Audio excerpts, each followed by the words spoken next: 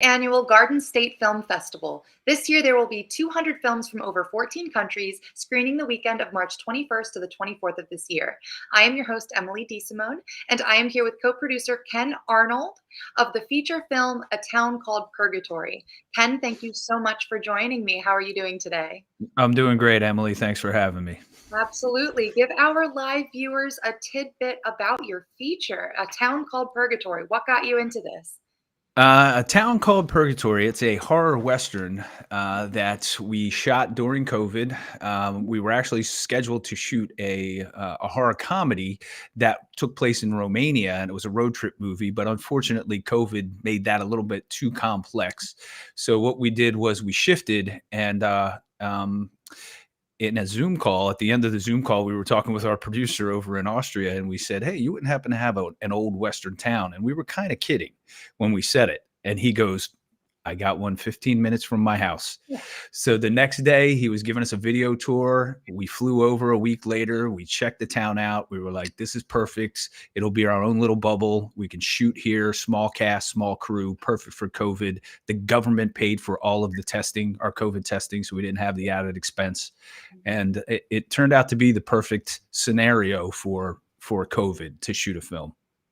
That sounds totally insane. I mean, to have that happening. So take it. Go away with it. You got it. Exactly. Doing a road trip movie through Romania, during COVID was too complex. The locations were changing every day. The cast was too big, the crew was too much. So we just were like, you know what? Let's scale everything down. Let's scale everything back. Can we possibly shoot this Western that we have that we know takes place in a small Western town with a small cast? And it turned out it all worked out. So we were able to shoot a movie during COVID, which I thought we weren't going to be able to do. So we were able to do it. And at what point in COVID were you filming? 2021, and they were on a hard lockdown over there in Austria. So everything was closed. You couldn't go anywhere. They were doing police stops on the street. And if you didn't have your test results on your phone, they would fine you an equivalent of $800. Wow. Oh yeah, we Okay. were stopped a few times. Yeah, not all the time, but a couple times we got stopped. And fortunately, we were on the testing. We were testing regularly, so everybody always had their test results with them. So yeah. What was that like, how big was your cast and crew? Where did you find your cast and crew that was willing to do this, I guess, at this time? The crew was mostly out of Romania, so we used the Romanian crew, but not as big a crew. We told them, you got to scale it down. And most of them were from Romania. There were some from Austria. We had a couple from Italy. Our first AD was from Italy, and our first AC was from Italy as well. So it was an interesting shoot because we had so many different people speaking different languages to each other. We were just like, the Romanians were saying something, and then the Italians were talking. Fortunately, my producing partner's Italian. So our first AD and our first AC, who were key people, in the crew, we could communicate with pretty easily. Our director of photography was Austrian, but he is very good with English, so he didn't have any problems. So first it took a little bit to get the communication down, but once we did, things started to roll, and they did an excellent job. And if you see the film, you'll see how great they did it with the cinematography. I am so excited to watch the film. I mean, I know that it sounds like it's going to be really insane to watch. Can you tell me a bit about what it was like behind the scenes filming this project? It was, let's just put it this way, insane. We were in Austria in the middle of this old Western town, which in Austria, you're just sitting there going, there's no Western towns in Austria, right? There's no way. Yet 15 minutes south of Vienna, here's an old Western town that happened to be an amusement park that when, 20 years prior, you could bring your kids and they could experience, the horses and gunfights, and they could see the cowboys walking down the street. And it was just a lot of fun. There was a train track that went around the whole place, and it was there for us to use in any building, the jail cell, the saloon. And we utilized almost every inch of that place when we shot the film. So with this, I mean, it seems like you've got a pretty in-depth setup, but what is your background in film, if you don't mind sharing? My background in film, I've been involved in acting and producing and directing for since the 90s, for a little bit over 25 years now. So I've produced a couple other feature films, The Night Watchman, which screened at the Garden State Film Festival in 2017, Comedy of Horrors, which screened there 2 years ago.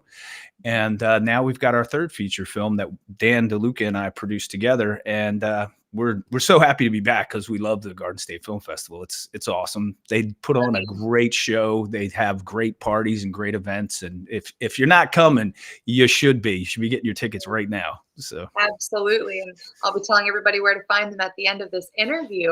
So, you're saying that you direct, you produce, you mhm. seem to be someone that wears many hats, so what would you say was a really big challenge that you've experienced in your time being a director and a producer that you think has made you to be a really strong director and producer? Dealing with different people throughout all three films that I had to that I produced, you have to deal with different personalities. You got something going on over here, you got something going on over there that needs, and you have to be able to juggle all these things at once, and you have to be able to maintain this calm about you while doing it. You can't, because if you're the producer and you're not calm, then everybody else feels that and they start freaking out as well. But fortunately, on this set, everything was pretty under control throughout. The biggest problem we had was the weather over there. Actually, 1 minute it would be snowing, 10 minutes later it'd be 75 and sunny. It was the strangest weather I had ever seen. We had two earthquakes hit while we were there, one while we were shooting, and you Mhm. could just see everybody in the western town, right, like right down the middle of the town. You just see everybody after it hit because the buildings were Mhm. shaking, and Real quick, everybody just we'll have Dan come on in and join us, and then awesome. I would love to hear you continue. Hey, Dan, how you doing? I'm doing well. Hey, thanks for having us. How you doing? I'm doing well. So Ken was actually just telling us about how it was like adapting to the changing weather in Austria. Yeah. You think it's bad, in the DC area. It was literally minute by minute there. One shot, it would be snowing, and then literally the next shot, the sun would be out. I It just was I just pretty said insane. that. Oh, I just did you? said the exact same thing. I was telling her about the earthquakes we had. Oh, yeah. So, Yeah, we had yeah. two earthquakes. In fact, the guy that ran the place, it was like 2 o'clock in the morning, runs out. And he's like, "What are you guys doing? Or what are you shooting off?" It's like, dude, it ain't us, man. It was an earthquake. It's Man. crazy. It was a lot of weird stuff that happened while we were there. So what So. was that like filming and adapting? I mean, I'm sure you had plenty of equipment and also people to, be semi-responsible for. What was that like having, that earthquake or two earthquakes, it seems like happening during filming? Well, from my point of view, as long as I was safe, I don't care about anybody else. In fact, I pushed the old ladies out of the way and ran as fast as I could. Yeah, that's typical Dan right Yeah, there. no, we've Yeah. just basically stopped and made everybody step outside and wait until we were certain, that this was going away. Fortunately, there was nothing around us. It was just this little western town, and it's not like there were other buildings and stuff like that. Although the buildings we were in, they danced. They didn't Oh yeah, shake. They they did danced. shake. And we did have the crew go around and take a look at all the buildings and make sure that things were solid, so to speak, before we went back to work. None of the lights fell over or anything like that, but like Dan was saying, the buildings were shaking, and we were kind of like, "What's going on right now?" Yeah, I So, recognize it right away because I've been through many earthquakes. I grew up in Italy, and we have earthquakes there all the time. And so when this thing hit, I'm like, oh my God, I know exactly what it is. Yeah. So Well, Ken was screaming like a little girl, and I do, way to as I go do. us, yes, my yeah. gosh.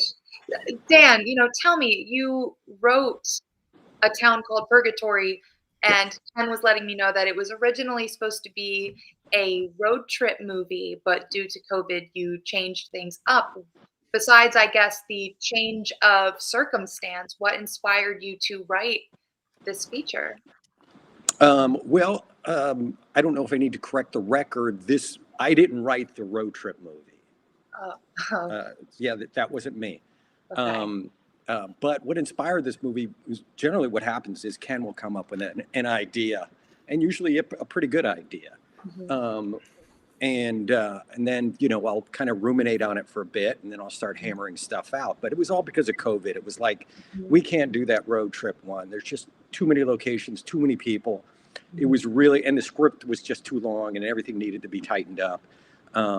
So I thought, let me write something small. And in fact, this movie in the original script, I think we had five characters in the original script. And then, kind of developed after that. We ended up with 9 different characters in the script. But that was the reason to start the movie. But Ken was like, hey, we need to do a horror Western. He had just done this film called The Marshal, where he was playing Bill Tillman, a historical figure, cowboy in the Old West. And it's like, we need to do a horror Western. And so, let's find something that is not like your typical kind of monster movie. Base it in the time and in the lore. And it's, one thing, and Ken hates me for this, but I think he also loves me for this, is that when I'm writing something that it's a period piece, the smallest of details bothers me. And so there are some things, and Ken knows when I look at the screen, he'll just egg me on and say, hey, look, they didn't have those in the 60s. Stuff that most people wouldn't notice. Desk or nothing even, probably 99.9% of the people won't notice it.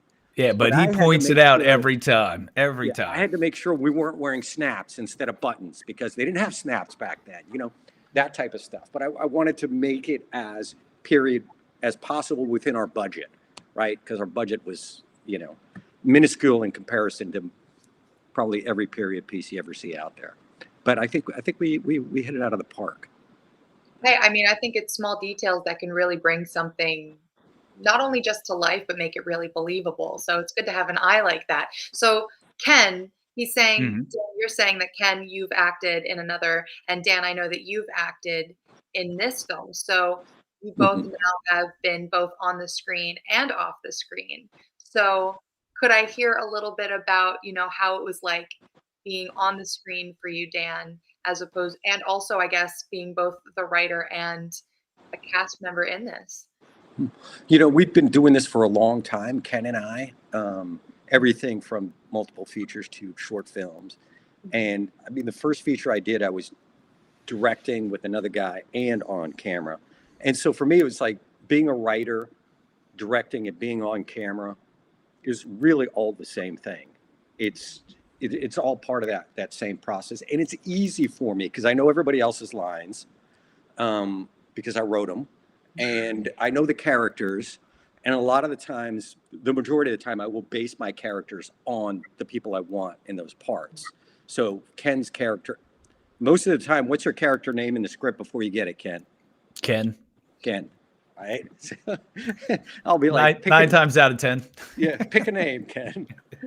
It's Ken. But that's because it's easy for me to know how he's going to react in a situation, right? So I think I'm getting away from your question, but for me to be on screen and off screen and do the writing, it's normal. It's natural. In fact, when I'm not doing it, it's odd. So when I'm just being an actor, it feels like I'm missing a part of it, And Ken and I, again, both have done, tons of acting stuff, TV, features, stuff, whatever. So I think I enjoyed a lot more when it's, and Ken and I had this discussion yesterday. I enjoyed a lot more when it's our project. And we have a really good relationship. I know, put it this way, I know I can trust him as an actor. Same way with a couple of our friends that we usually bring in. We know we can trust what they're going to do. We don't have to worry about, their acting, or do they understand it, or are they going to bring anything to it? Have they done their homework? Have they given it a backstory? All that stuff. We know they will. And so that's extremely important. Makes my job as a writer easier because they'll come up with lines, ad-lib stuff, that'll be better than anything I could write, right? It's just natural, comes to them. And it just makes me look better. So I love it. I love working with Ken. I love working with Kevin, and a few other people that we work with on a regular basis. And after we started doing this, now I realize when I look at other directors, why they work with the same people all the time. You know, it's you have kind of this kind of code. It's shorthand. You don't have to really get into the weeds with the actors. You know, you can trust them, and so it's just a matter of tweaks and not having to construct from the ground up. There were people that we had to do that. You know, there are actors that we've had to do that with before, and it just takes a lot of time and effort, and plus I have fun. You know, I swear I do this just to hang out with my friends. Hey, I mean, I think compatibility is a huge factor when it comes to putting together a good project. I feel like I could personally interview the two of you for an hour, but unfortunately, I do have to wrap things up. So, you guys, you can check out feature film A Town Called Purgatory at the Asbury Hotel on Saturday, March 23rd during the 2:30 p.m. to 4:45 p.m. block. Ken and Dan, I hope to see you at the Golden State Film Festival this year, where there are 200 films screening across 8 venues, including hosting parties, panels, events, and more. Guys, get your tickets at gsff.org/tickets. I'm your host, Emily DeSimone. Ken, Dan, thank you so much for joining me. I'm so excited for this film. I hope you guys have a great rest of your evening. You as well. Thank you. Thank you. Thank you.